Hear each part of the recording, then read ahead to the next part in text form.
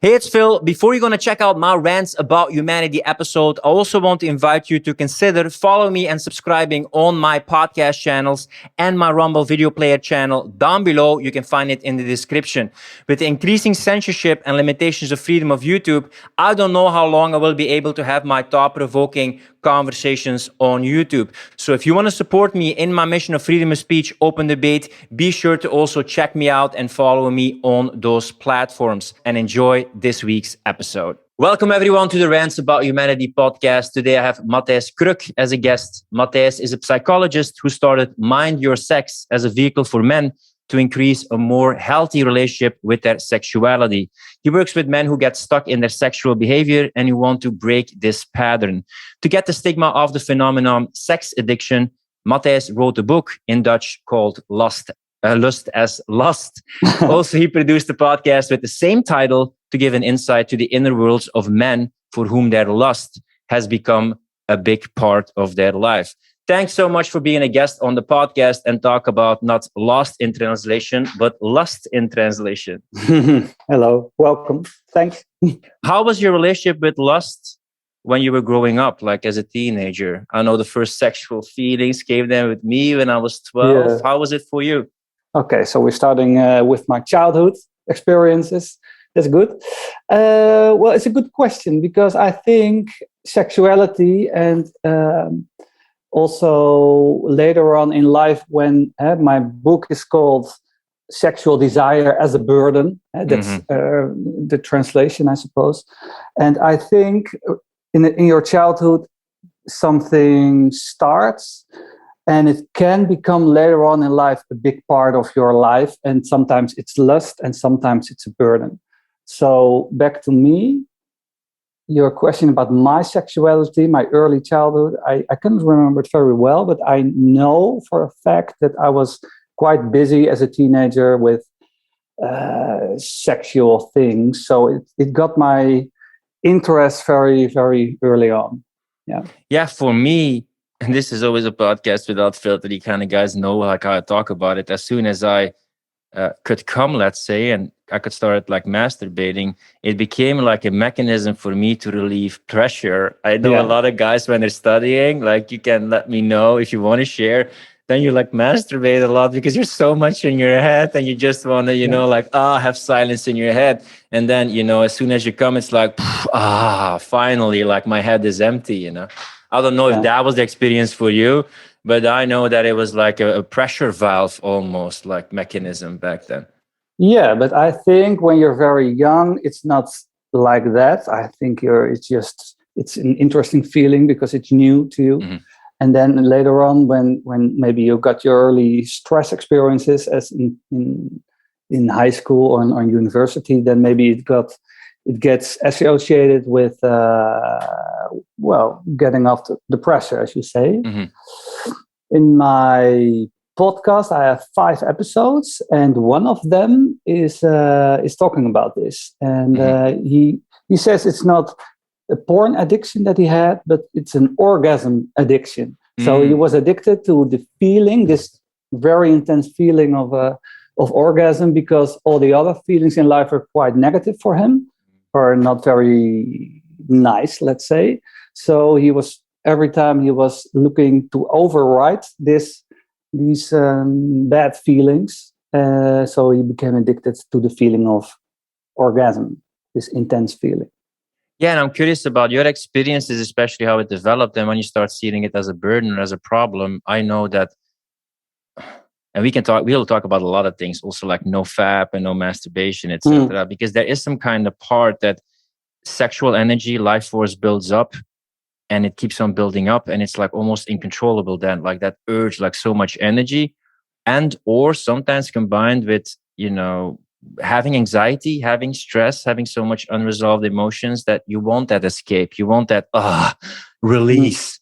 And that then like coming or sex can be like, this is the vessel to finally let go of all that stress, anxiety. And then I don't know how long, depends on how long you have this feeling. It's like fine, but then there's still like this void, this hole that you don't deal with. And then it starts building up again. And then you seek release again, you know? Yeah. But if you say it like that, it seems that you think that it's almost always the case with that you want this feeling as a boy or girl, maybe. I don't know if you have some differences between. I'm talking from a perspective if it would be a burden. Yeah, okay, if it would be like that. Yeah. So according to you, because I have my perspective on this, but according to you, when do you think this line is being crossed from lust to or sexual desire? Well, then I use a typical C model that they use with addiction, when you have a craving, when you can't control it and you keep doing it despite negative consequences, or you feel bad afterwards. Yeah. And you feel that it's controlling you instead of you controlling it. All That's right. when I say, and it's not a choice anymore. Okay, so that's the only criterion then. Not the only, but I think would be like a main one. Everybody has like addictions, and almost anything can become an addiction. But when you notice these things, this craving, this uncontrollable craving for something, you do things despite negative consequences for yourself or other people, and you feel you can't control it, then often it can become an addiction. Even seemingly healthy things like sports, let's say, and you feel you have to do a marathon 3 times a week, and it seems good on the surface, like he's exercising. It can become an addiction or a negative pattern. It doesn't have to. And on the same time, when, for example, your value in life, or one of your values in life, is to be a sexual being and to strive for, well, sexuality because it's a positive value for you. Can it be, or can it become an addiction when sexuality is a main value in your life? What do you think? It's very difficult for me to say, because I'm basically pointing principles to people, and they have to find themselves if they feel, is it an addiction or not? You could look on the outside and think like it's an addiction. But in the end, I think intuitively, when you have an honest conversation with yourself and you would be willing to listen to an honest answer, I think people mostly know, like, do I have a healthy relationship with this or not, or an integrated relationship with this? Yeah. But that presupposes that you ask yourself valid questions. Yes. What is my relation to sexuality, for example? And I think that's my main perspective, that everyone, well, let's say usually I talk to people, almost only guys, by the way, so only men, and they come to me and they ask me, do I have an addiction? What do you think as a psychologist? So my answer always is, well, I don't know, because that's subjective to you, whatever is happening, but you have to ask yourself, well, a few questions. And one of them is, do I have a healthy relationship with sexuality?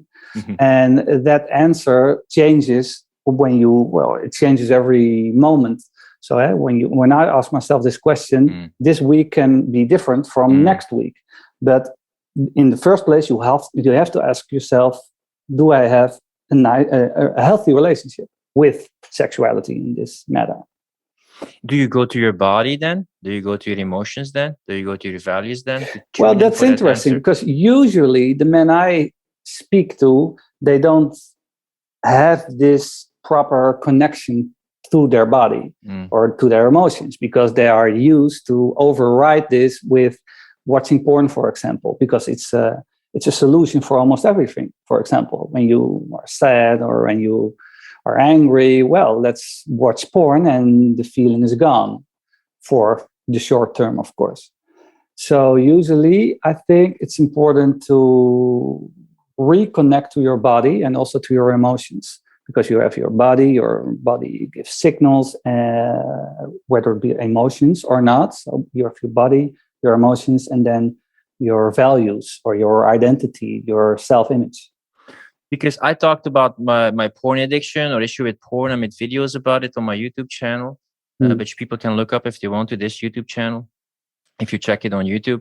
And a lot of reactions that you get, which is weird, even about porn, maybe you also get about sex, like, what is wrong? Can you be addicted to sex? Isn't it just healthy to have sex? So there often is reactions of people not understanding that it could become an addiction, or they label it as just healthy in general.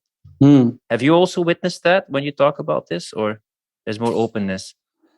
Well, I'm open about this. So when people come to me, they're usually, I think, more open than in general. But before we move on, I think it's good to point out that there are two, let's say, versions of sex addiction, and I quote sex addiction because the term addiction, I don't like it very much because it stigmatizes, it becomes very heavy when you say I'm addicted to sex, you know. For me, it's better to say, well, sexuality or sex or porn is a big part of my life, which I don't like anymore, for example. So that's one. And I think when we talk about sex, you have two variables. One is passive and the other one is active. And by passive, I mean, there's no one else, only you and the screen. So we're talking about porn or your relation with porn. The other one is active. So there is some other person on the other end. It can be online or offline. For example, dating apps or chatting or webcam sex. It's all because there is another person. The psychological mechanism is somewhat different compared to watching porn. And to move on from this, the passive variant is more about anxiety, usually, because you have to deal with things and you're insecure about this and you don't want to deal with this. So porn is a short-term solution. And of course, when you are like a teenager and you do this a lot, then you don't evolve as a person or an identity that can cope in a different variety with things. So that's one. And the other one, like this active variant, is more about, it's not black and white as I say it like this, but the active variant is more about your self-image. You're very insecure and you need this confirmation of other people to give you the feeling, well, I matter, let's say. I sometimes heard it, I think it was from Esther Perel, where she actually says, the way, I'm going to use passive variant for the porn variant where there's no interaction, that they kind of do it because they can't get rejected. You can get horny, you can just watch it, and there's no feeling of getting rejected or becoming abandoned. Yeah, I also see, that's interesting because I see, well, quite a lot married people, so married men, and they watch porn, and sometimes they're okay with this, but their partner isn't. Or sometimes they themselves are not okay with this. And they can't explain why they do watch porn, but they don't have the urge to have sex or be intimate with their partner. And what Esther Perel was saying is like this, then when it's difficult sometimes to have sex with your partner, or even more difficult than watching porn by yourself because it's only you. So you're right there. And you have this endless novelty, because you kind of have the dopamine rush of always the novelty, or that's also the dark hole sometimes of porn. That, I mean, let me know in the comments if ever that was something that you had. Sometimes I watched porn and I was just curious about it, some kind of porn I hadn't seen before. It wasn't like it would make me horny, but you get down the rabbit hole like, oh, something new, a new body, a new image, a new way. And you just get used to that stimulation of always like having the novelty. And when you have a partner, of course, you can't only change your partner all the time. I mean, when you have a committed relationship, so that also makes it different when you're addicted to that always new or more radical porn or new bodies. Yeah, that's true. That's like the mechanism that the big tech companies use to that you return to their platforms, of course. So it's not only porn. It's like Pornhub is a big tech company. It's more tech company than a porn company, by the way, of course. And it's like Instagram and social media. It's like the same mechanism. When I started recently, for instance, I started watching at some older porn or erotica, and there's actually something nice about it, because sometimes these actors, they go with each other. Like there was like a scene which I found very arousing. It was like a younger guy. He was like initiated by an older woman, you know, and that older woman just loved the younger guy. She was excited. She held her hands. You could see that there was some affection and compassion. It was like slower, more build up, you know. There's like cunnilingus, let's say, and kissing. But when you look at most porn, it's like super penetration, super hard, super forceful, and the whole connection aspect, it's not there. No. And I used to, you know, my dad, sorry dad, if you listen to this, he sometimes recorded this erotica at night, you know, and then I could watch at it with my penis put away, but it has these intimate scenes without being explicit. But sometimes that was a nice introduction into like what sex is like and how to make love. But now most of the youth, they just get it from porn. Sure. But that is a big difference. I think we have the same age, something like that, 40-ish. Yeah. 38, yeah. Yeah. So, and in our time, it was like this. But now, I think also because of the influence of the new technologies, like the smartphone, for example, our brain isn't wired anymore to slow down. We want to speed it up every time with every new technology. It's becoming more and more difficult to just take your time to attend to whatever is happening. And that's a big thing, because porn, what you are telling me now, is more about this connection between sex and intimacy, or arousing and intimacy. But now it's just intimacy is like there on the left corner, and porn is on the right corner. So the two have nothing to do with each other, not anymore, at least. Maybe sometimes, but the mainstream porn is built up to escape from life. And it's so accessible. All you just need is your phone. You can basically do it everywhere. Yeah, well, I would say that there is no sex addiction, because you cannot become addicted to sex itself. The same goes for porn. But it's more a smartphone addiction, or a technology or internet addiction, that we want to get something new every time. We want more, and we want it now, and we want it to be more exciting than it was before. Yeah, it's almost crazy that I think the sex used to be better in the past with more connection, but there's never been so much access or sexualization accessible just in the tip of your fingers. Just look at OnlyFans, that some women just provide sexual content just to subscribers. It's never been so accessible, but it's never been. There's huge problems right now in relationships or with sex and these things, even though sex is so accessible everywhere and everything is almost like. Yeah, well, because it is so accessible, it has some effect. You were talking about your body. For example, this morning I spoke to a very young guy. He's 23, and for my company, I have this program. It lasts 3 months, and with a group of men, so not individually, but a group of men, we are going to dive into our relationship with sex and how we can maintain it or rediscover it, let's say. And he is 23. And he called me because since 10 years or so, he's watching porn. And when he was 19, 20, he had a relationship for 2 years. And of course, they wanted to become intimate sexually. And he couldn't get it, or he couldn't have an erection. And so it had a huge impact on his self-esteem, of course, which drove him into the arms of porn. And so the connection between being intimate sexually again and watching porn has become a wider gap for him. I would love to hear, if you're open to it, to share some experiences maybe that you have, to make maybe, if people recognize themselves in your story or how certain things escalated. I definitely had that. For instance, I've also talked about in my video that they mistake like, oh, you watch porn because you're so horny. But I had this in the past, that I was horny with the porn. And then when I was with a real girl, I just couldn't get it up, or I had to go back to these porn images in my head to actually get it up. And then I was like, whoa, this is really sad. Actually, this is like pretty pathetic, actually, that, pathetic. I mean, I'm putting label and guilt on it, but I'm just showing my conversations that I had in my head about it, right? Yeah. Because they had the idea like, oh, you just have a high libido, or you just have high sex. But yeah, it was there with the porn. But when there's a real beautiful woman out there, then you have issues with it. So it's not just, because that's sometimes also something that you hear people say, maybe you're just horny, maybe you just have a high libido, but one doesn't equal the other necessarily, No.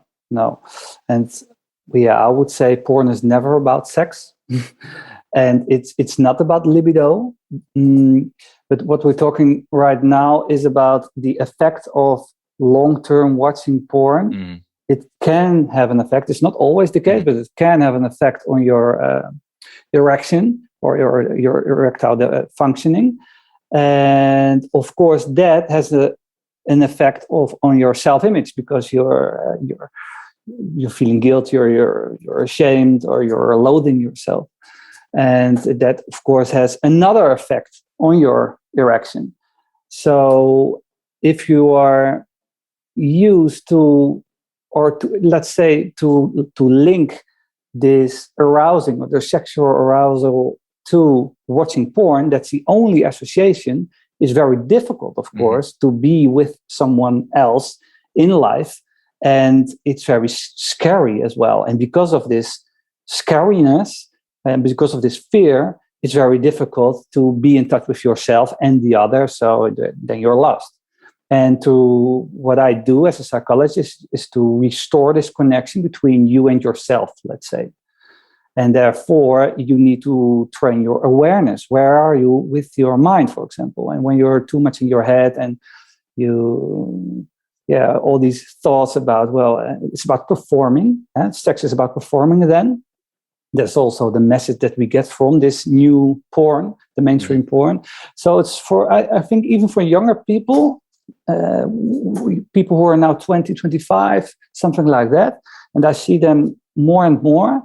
They talk about this, that is a very different experience for them to watch porn on the one side and masturbate, and on the other hand, to be with a girl.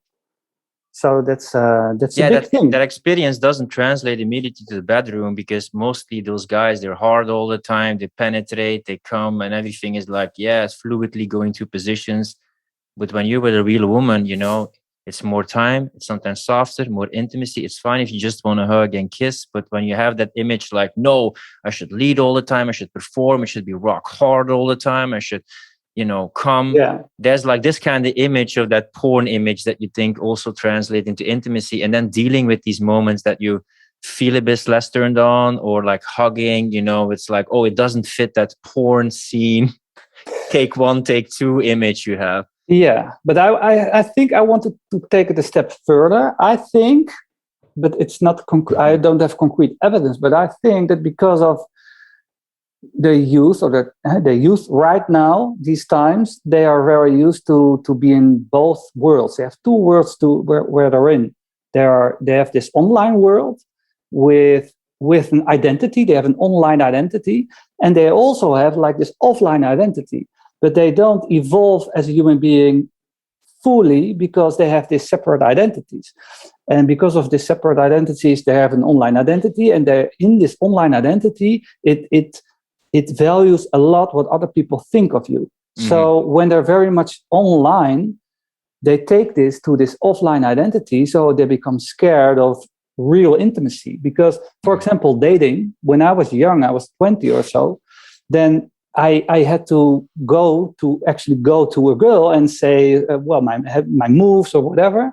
And then she could reject me. And rejection, in the first place, is maybe not nice, but on the long term, it's good for you, because you know what other people think of you directly, also with signals verbally, non-verbally.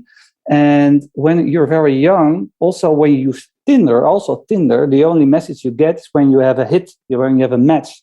But you don't see all the others who don't agree with how you are dressed or how you look. Yeah. So it's very difficult, I think, that when you actually are 20, 25 and you are with a woman or a girl and in the bedroom, it's very scary, or you're very high in your consciousness. So they don't train these skills that you need to be intimate with, another person, but also be intimate with yourself. Because many people are, when they are silent and when they have to wait for a bus, for example, they grab their phone and they are distracted. So they don't tune in with, okay, what is happening with me right now? How am I going? How am I doing? With who am I? What are the surroundings? So that is a change that I see in the last 20 years or so.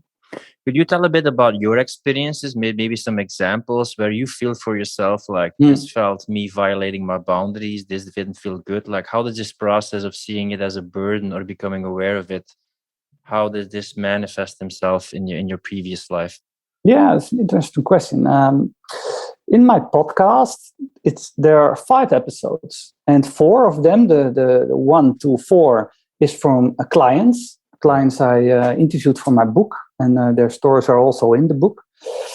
But the 5th is about me, because I'm a psychologist, and I think it's good to place myself as a psychologist for my clients. That I'm in the first place, I'm a psychologist, but also in the second place, I have dealt, and sometimes I have to deal still with my own lust, let's say. And when I was in my 20s, mid-20s, I had a girlfriend, and we had our relationship was basically, it was okay, it was fine, but due to personal circumstances, like my father died after he was sick for 5 years. Then my best friend of my childhood, he was skiing, and he to a tree, and then in a few days he also passed away. So those were big things in my life. And then from then, I was 25 or so. I thought, okay, if this is happening, or this can happen in my life, I am going to motherfucking live, And that was at least my response to what happened to me. And this living for me was, okay, I have my base, I have my girlfriend, but I wanted to live fully. So what I did was, I started other lives with other girls, and I had various affairs, and it was quite classic. I had it was sex, drugs, and rock and roll. But the thing was, I wasn't ready to actually choose for this life, because I wanted to have it both. I wanted to have this, or maintain my relationship with my girlfriend, but also I wanted to live the other life. So that was where I started to live secret lives, and then it became bigger and bigger. And in the end, maybe it's a classic story, I don't know. But one of these affairs, I was really over my head into this woman. And then I was, in the end, after a couple of years, I was open to my girlfriend, and then we broke up. And now I think we're 13 years later. I can say, okay, I get it, what I did. And it was not only about sex, but it was about what sex represented for me. It was about adventure and living life to the fullest. But what I know now is that when you really want to live your life, you have to choose. And what I did was not choosing. It was egocentric. And so that was my active experience. And I also had, like what you said earlier, also in that period, because I lived in Madrid for 1.5 years. And then I came back, and then I had to finish my thesis. And then I had this, what you told us before, that, okay, I have to start with my thesis, but I don't want it. I'm here. Okay, so first I want to watch some porn, and then I will start. So this procrastination. Yeah, porn this is a huge thing, right? Yeah. This is also a huge thing, right? The time that you waste with porn, because I don't know about you, but sometimes you're like looking for the ultimate edging, they call it, the ultimate scene that you come on, and you're just like scrolling there 45 minutes, going from scene to scene to scene, and your dick actually is not so excited anymore, but you keep on riding those short excitements, looking for the perfect scene that finally will make you come. It's like, damn. I don't know if you also had that, but I think it's very prevalent also in terms of time wasting, how much time besides the focus and energy goes towards porn. Yeah, that's true. It's about time, but also it represents that you are not living the life you really want to. Because, for example, in my when I did this, I think I had to open up and to speak with someone about this. But of course, I was ashamed as well, and I didn't know what to do with my feelings, because I felt heavy, just heavy, and I didn't know why. So I turned to porn, and then that is another world, and nobody can judge you because you're like on your own. Secrecy also. Yeah. Right? Secrecy, right? So it's also a safe space. And that's what I see a lot, that when the world is like insecure and people are, they are afraid of what is going to happen, because also with Corona, for example, in all this period with COVID, I think many people, if you don't know what's about to happen, you want to live in a safe world, and porn is safe to the max. I think porn use must every time the same. It's repetition. I think porn use must have gone up massively during COVID, of lockdown, staying inside, and anxiety, the stress, everything being online, not going to social places again. Yeah. So that's why I think, to conclude, I think sex and porn are not the same. They're different from each other. And porn essentially is about fear or about insecurity. And sex or sexuality is about intimacy and connection.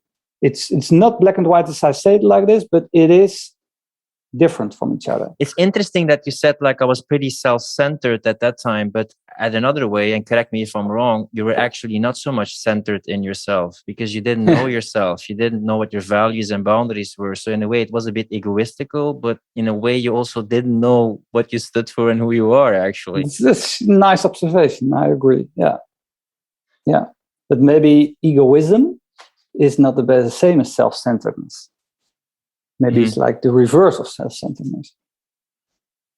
So everybody has a breaking point, I think. I mean, I talked with some people with porn addiction. It can escalate to escorts or webcam girls or extreme porn.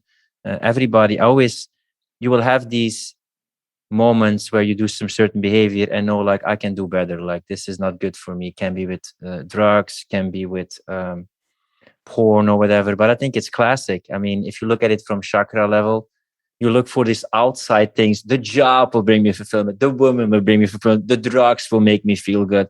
Until at a certain point, I think it creeps me in your 30s as a man. You feel like this is not working for me, and you go more inside, or you're open to have honest conversation with yourself. Who am I? What am I here for? What am I looking for? But often it's a stage to get that external, thrilling, stimulating adventures to then in the end see this is not giving me what I want. I'm chasing clouds here. Yeah, but it's an interesting question. I think for everyone there is a momentum, and the people or the men I see, they are from 20 to 60. But for everyone there is a momentum in life that they say to themselves, okay, until here, and now I'm fed up. It's done. I need to change, or I need a change. Or that's internal, but mostly what can happen is externally, when you have a partner or something happens because you lose a friend or your job or whatever, then there's a big mirror that says to you, okay, guy, you really need to change something. And I hope with my company and my book and my podcast that men are asking themselves questions radically, and I hope they're radically honest to answer a question okay, I have to change something now and not wait for something bad to happen that other people will be damaged, for example. If somebody would have let's talk about the passive one, the porn one, let's say.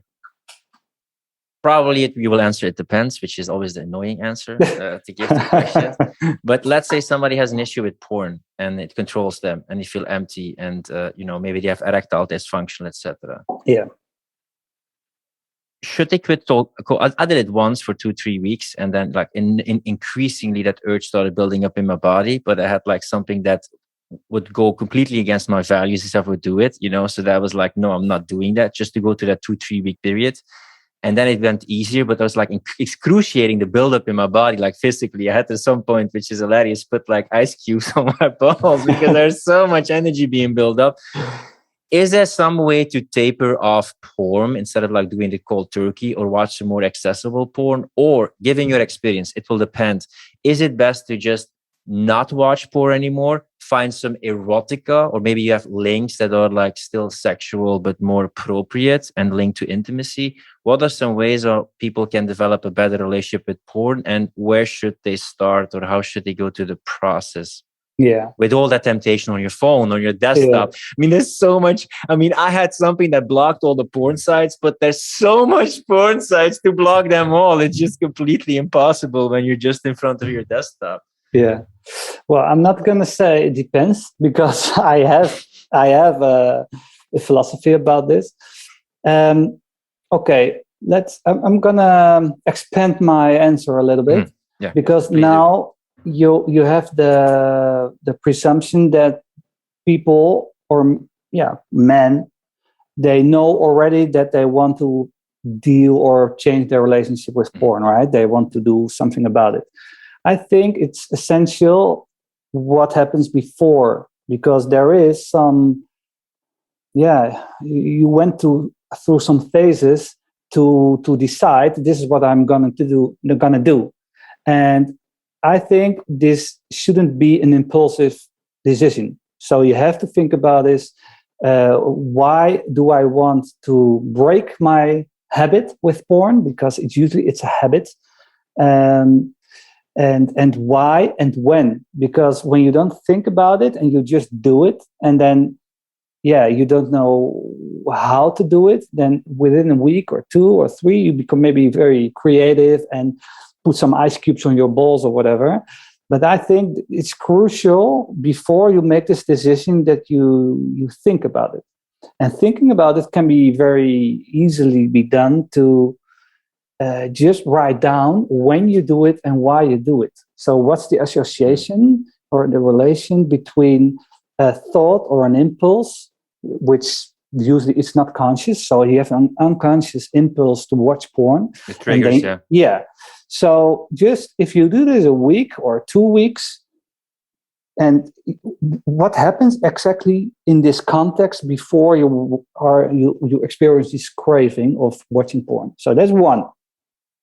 Second is in phase 1, I call this phase 1. I have 3 phases. So phase 1 is just the breaking of the habit. And you're talking about the breaking of the habit. And the breaking of the habit, it means for me that do you want to become abstinent from porn for 66 days. 66 days is like a period that you can get your head around. And it's a good training period to actually break a habit. It's also scientifically been proven that something about 66, it's how do you call it? A median. I know what you mean. It's like average an average, for so a bad addiction or pattern to slowly subside, or a good habit to start being more installed. So that's only phase 1, this 66 days. And in this 66 days, it's okay. Sometimes maybe if you don't really, sometimes it's too much and you fall back, that's okay. But it's interesting how you perceive this fallback and what do you do after. If it's a stumble or a relapse. Yeah. And in this 66 days, I think it's essential that there are 3 ways to cope or to break this habit. Usually what we do is only the first track. And the first track is to find distraction. For example, when usually you have this trigger, then you watch porn. But instead of that, we have this trigger and we go watch basketball videos on YouTube or whatever. It's okay, but I think it's not very constructive in the long term.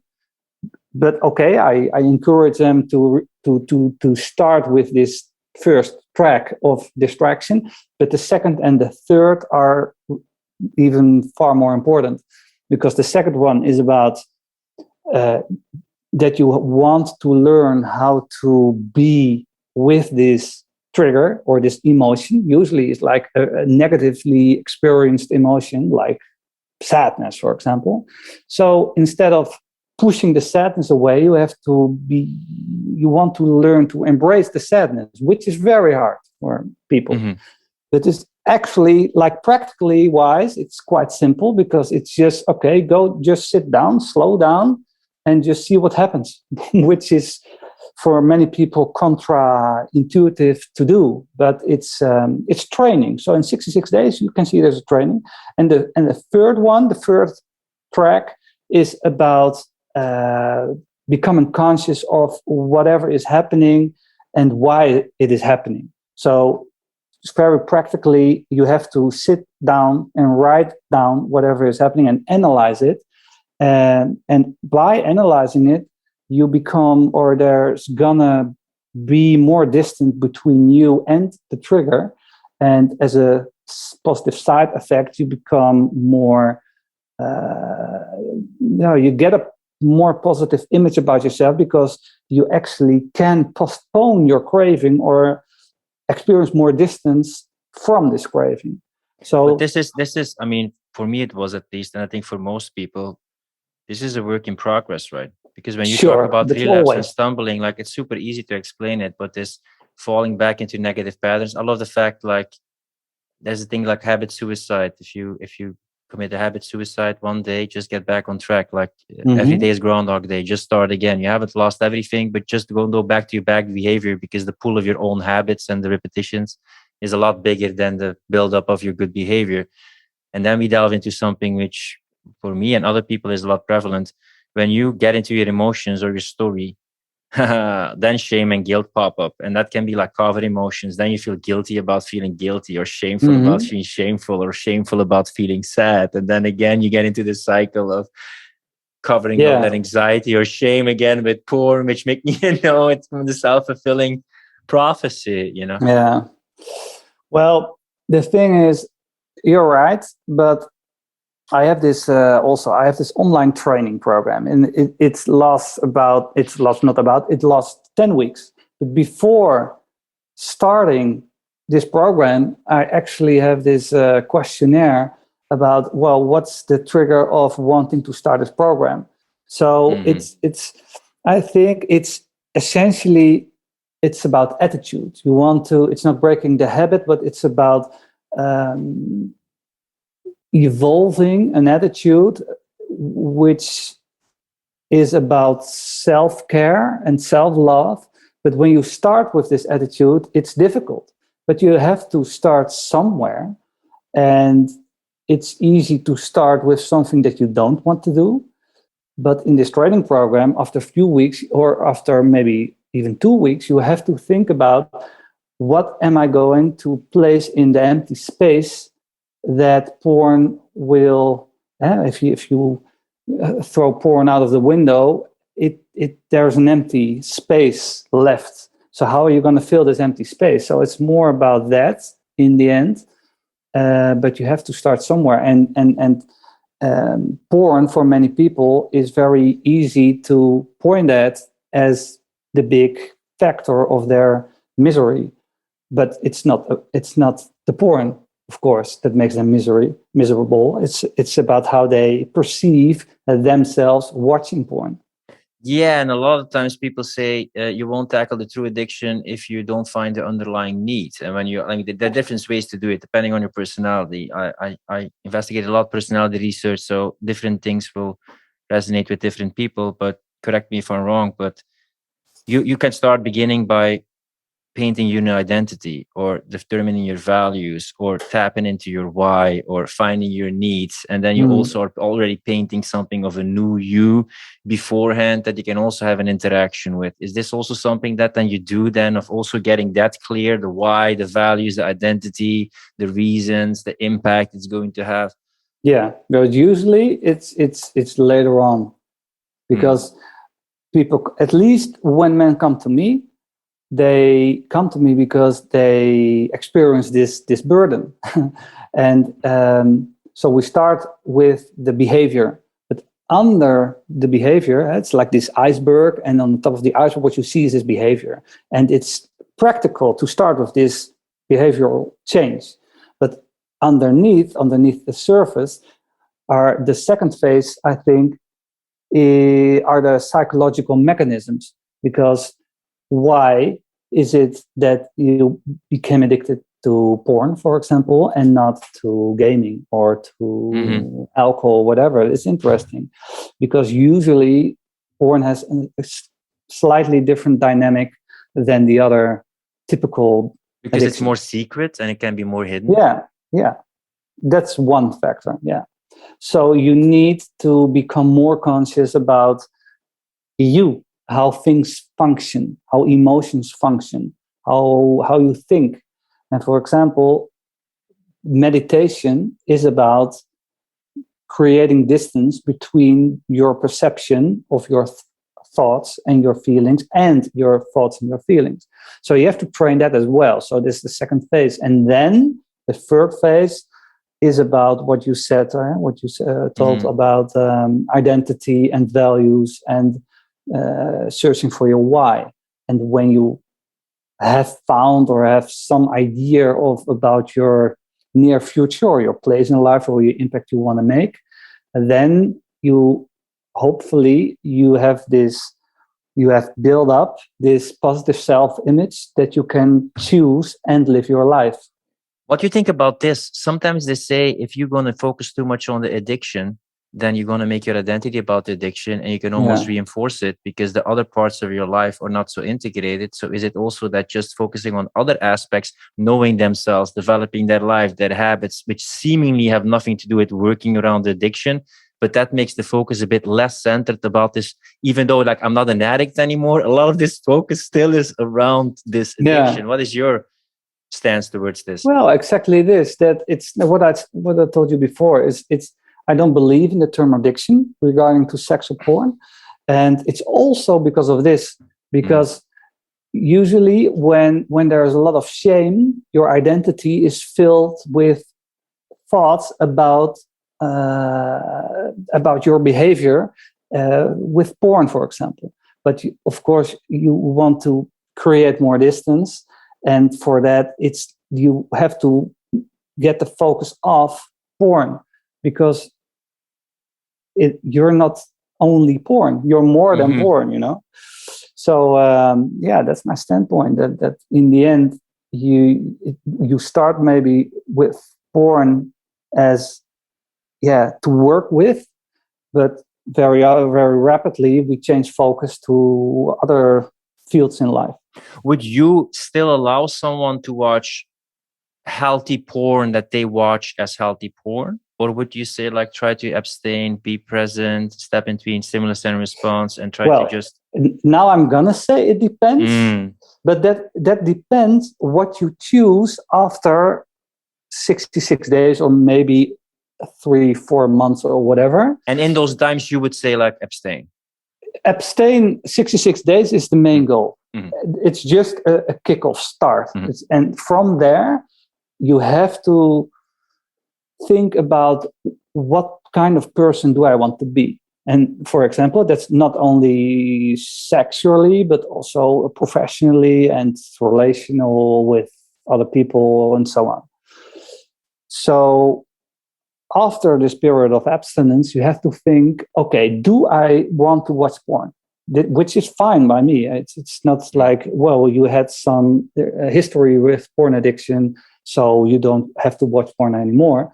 But it is sensible, of course, like it is shaky to do so. But if you want it because it lifts you up or for whatever reason, well, you're free to choose. But choose and know what the consequences can be afterwards. Just to make the comparison also with the active one, would you then say like only have sex with your partner, or would you say abstain for 66 days with your partner? If you have a partner, I would say it's okay with your partner when you are in a monogamous relationship and so on. And what is because I noticed when I was ascending, there was so much energy building in my body, like the horniness, or what I label as horniness, builds up. What worked for me, and sometimes they say like, no, don't do anything sexual. But what worked for me is, and that's again, it depends. If I masturbated once per week, it always depends on what I masturbated, right? And how I did it. Yeah. Because some people say like, no fap, don't masturbate, no sex, no input. But that's a lot of... No, for me, it's like a personal choice. People come to me and they ask, what do I do in this 66 days? And I say, well, no porn is just is the guideline. It's better also to not drink alcohol, by the way. It's easier that way. And also alcohol clouds the judgment and so on. So when you still want to masturbate, then it's okay. But then we have to talk about how you do it and when. And on what, right, in your head. Well, yeah, that's I'm quite liberal in that. Okay, sense. Because some people can say like, yeah, you're not watching porn anymore, but you're playing the porn movie in your head when you're masturbating. So that's again sometimes dissociating again. So yeah, but these are like details, and I think like the main thing is different. The watching porn and the imaging of porn is quite different, because the imaging of porn in your head is like repetition of something that you have seen or are making up, but it's not that are usually, well, no. What I like to have done then is that when I fantasize, if I'm single, right, about a real life girl or a girl I really like or something tangible, you know, like that's what I like to do. You sometimes even, which for me is very, if you're just going to hold your hand and try to make your cock hard for like a longer period of time, pure on sensations and keep it up, like that can be like without stimulation, that can be a big challenge, you know, to just be in touch with your body. It's a nice exercise. Yeah. But the thing is with porn, I told you before, it's not about porn.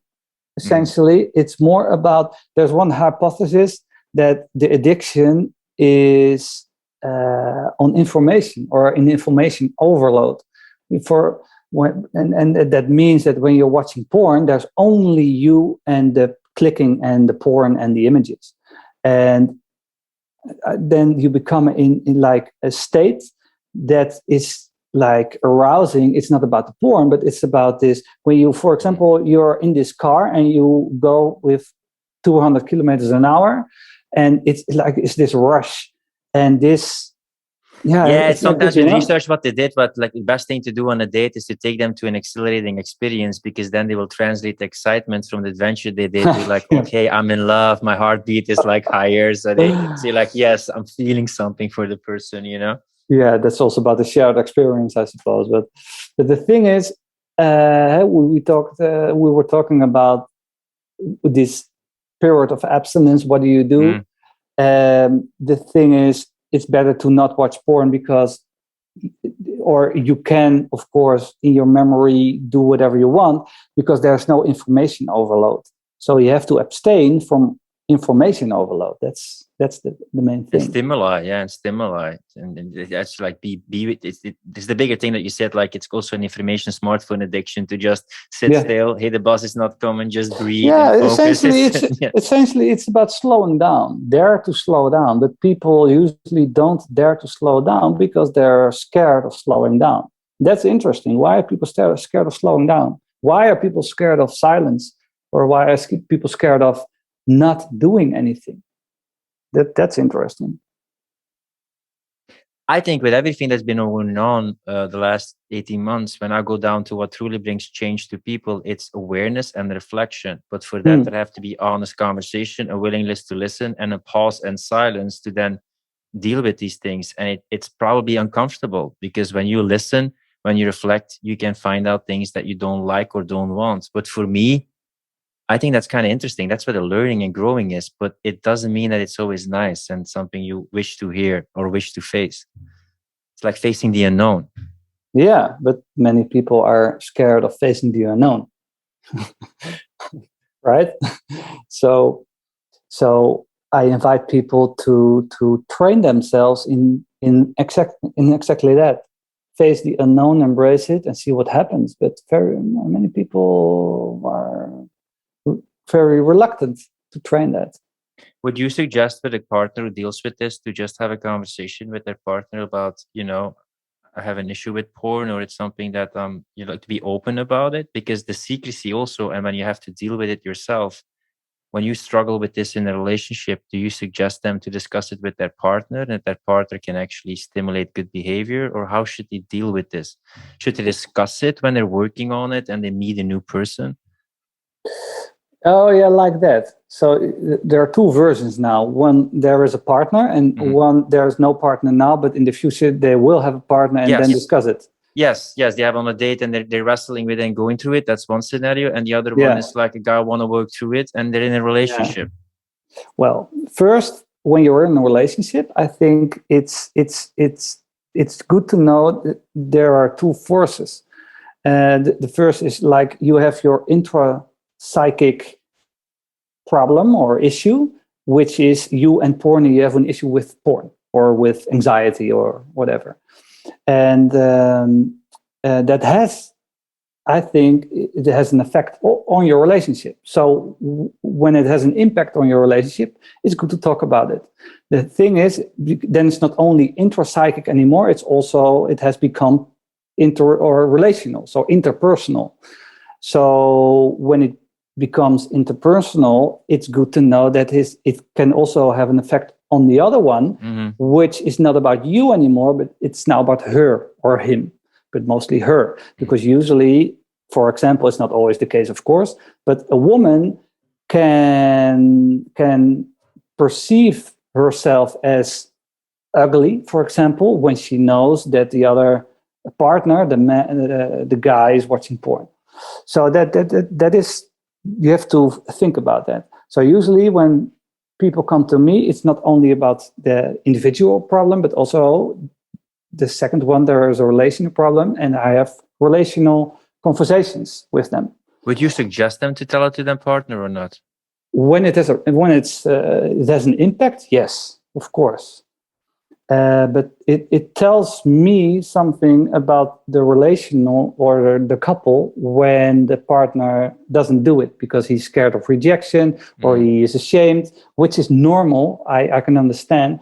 But mostly, or maybe always, the first step is the biggest one. And that is to be open about it. And it's very, scary for many people, I think, to be open about it. Because of exactly this.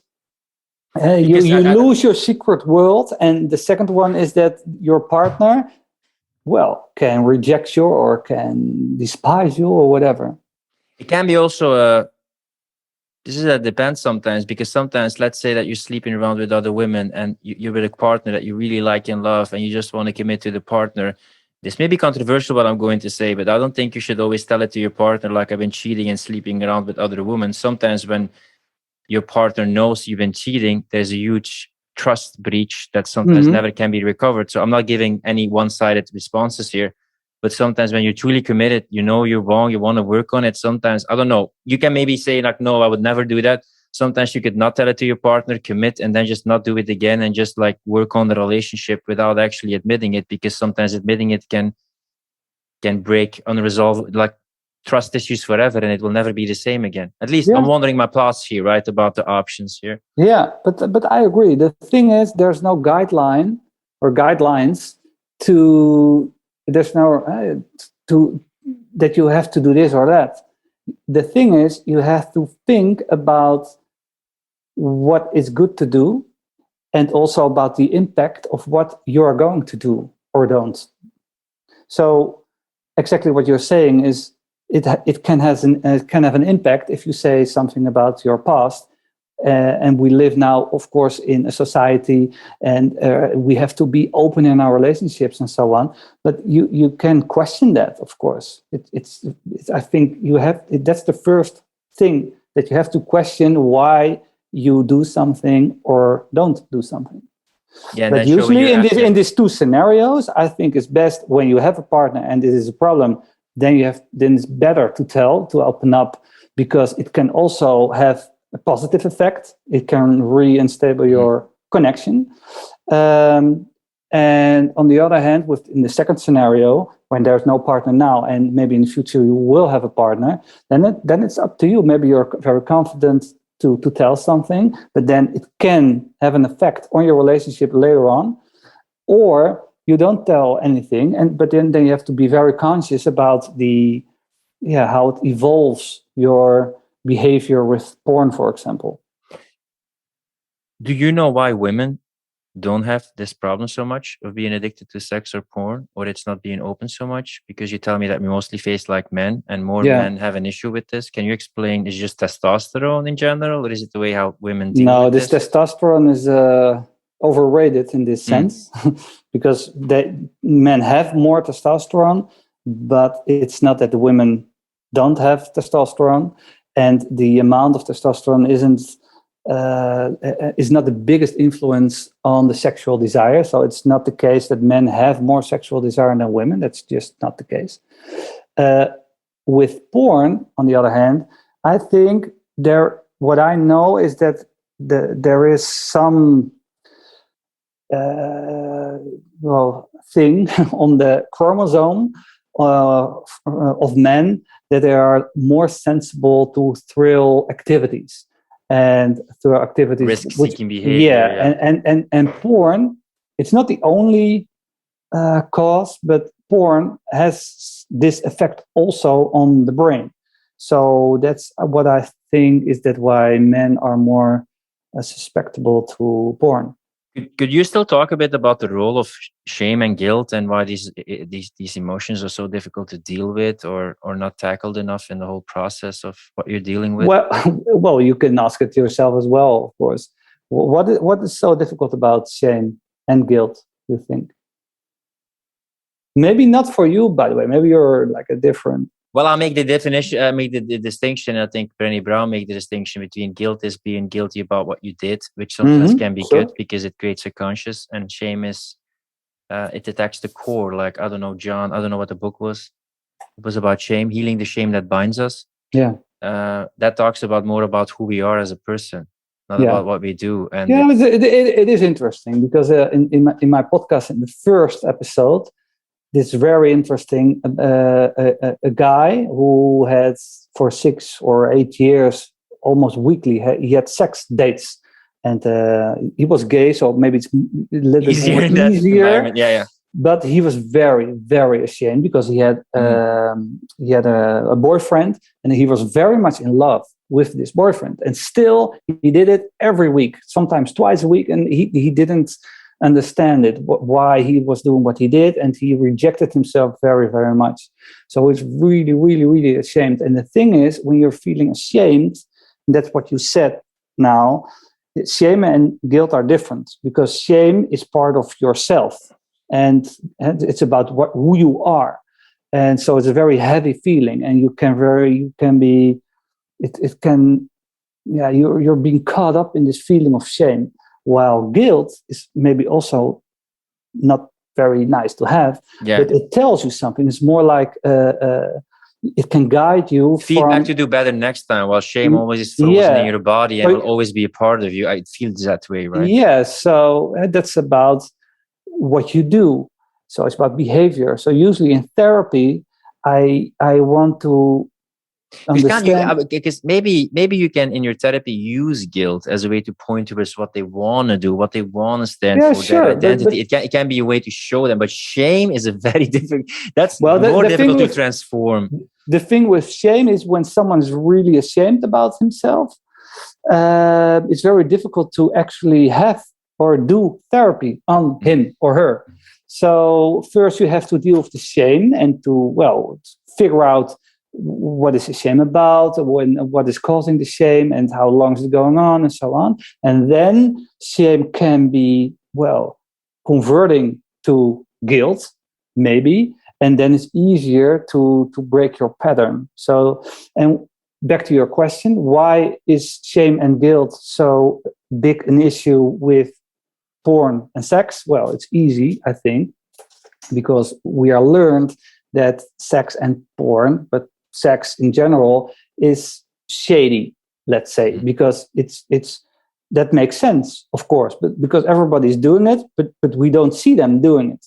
So we only see people doing it, right? You can learn how to play football, you can learn how to create a lot of skills, but sex is like figure it out and don't talk about it. Yeah, but which is nice in a way, of course, because sex is about tension and is about not knowing. It's about discovery. When someone tells you how he or she is doing sex, then it tells nothing about how you should do it. It's about self-discovery as well.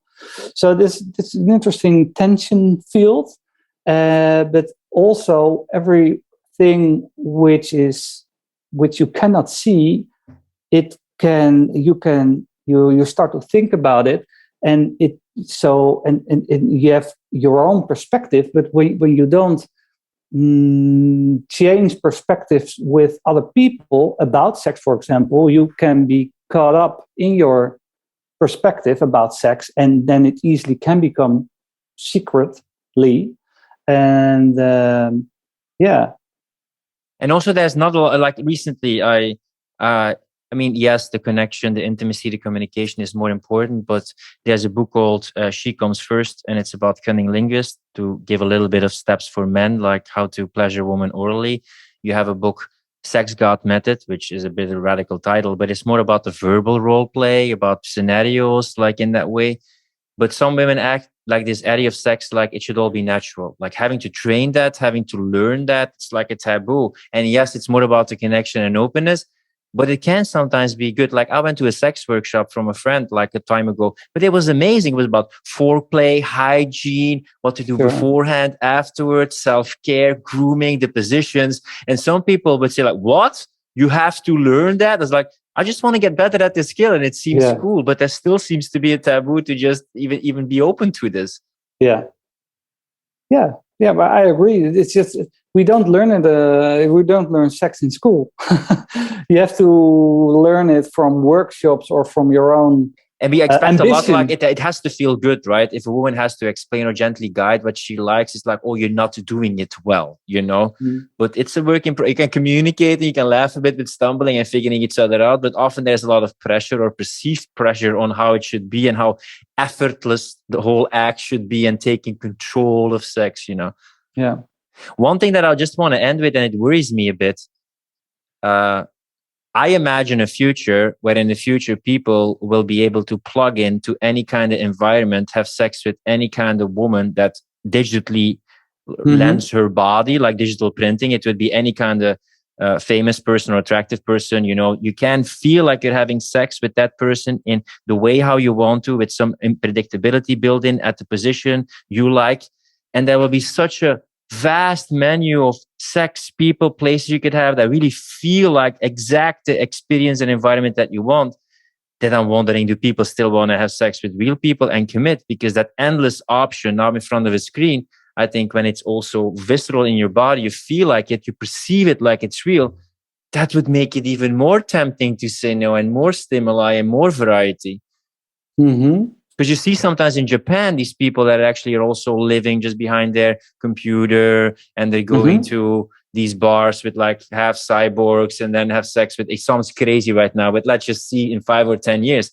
I'm feeling that most people think humans are too fragile. It's too much work. It's not interesting. It's not novel. So with all the sex industry, more and more in the perceptual industry and information industry, with technology, with robots that feel like humans, I imagine sometimes that more and more men will just go towards that replacement for real relationships and sex with real people.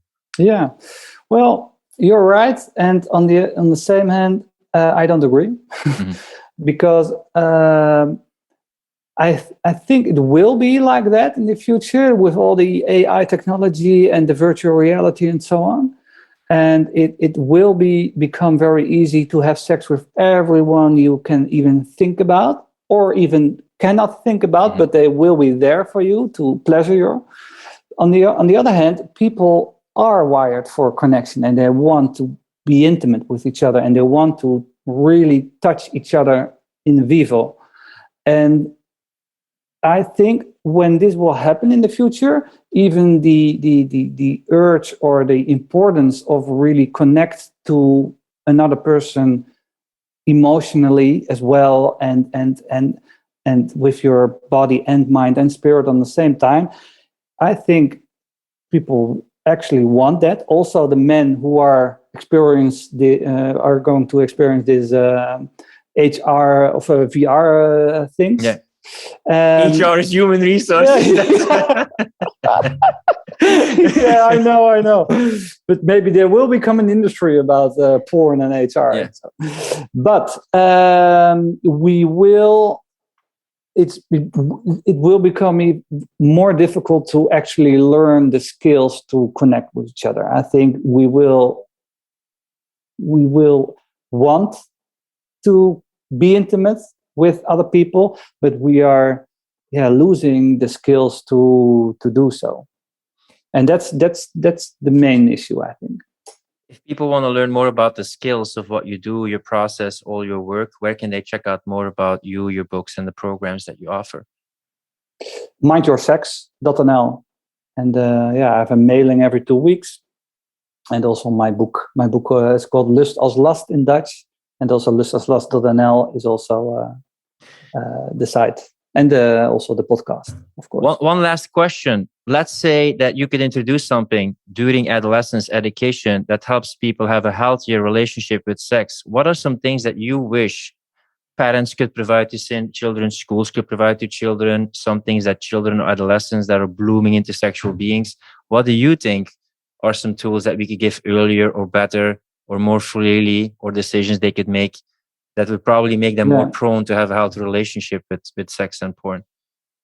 Yeah, I think it's not about the relationship with sex and porn in general. I think it's with the relationship with ourselves and with other people. And I think the main skill, maybe that's the essential skill, is slowing down, because the world is going faster and faster and faster, and slowing down is an essential skill. So when we look like Eastern philosophy, the Eastern philosophy, I do many things with philosophy, Western and Eastern, but I think Eastern philosophy is about space, giving space to whatever can be happening. So to love that space, you have many skills. Yeah? For example, Qigong, it's also like a way of exercising this space and not filling it in or filling it with smartphones or porn or social media or news or Google or whatever. So to think for yourself, to be with yourself, I think that's one. And you can do that by meditation or by just sitting down or just by being in nature or whatever. I think that's essential. Well, thanks so much for sitting down for this conversation. Yeah, and you're having welcome. a deep talk about the things that often people don't talk about. Love the work that you're doing, and wish you all the best with mostly helping people connect with themselves and have a healthy relationship with themselves. Thanks for being a guest on the podcast, Matthijs. Yeah, you're welcome. Thanks for having me. If you like this podcast, don't forget to subscribe and support our mission of freedom of speech. With increasing restrictions on fundamental freedoms, we believe that now, more than ever, is the time for you to be an online coach or consultant and become independent from the system. That's why we created the Client Closer Academy. Learn how to consistently enroll clients and join a community of fellow free thinkers who value personal responsibility, speaking their truth, and making an impact. Find out more at clientcloser.com/academy. Rant over.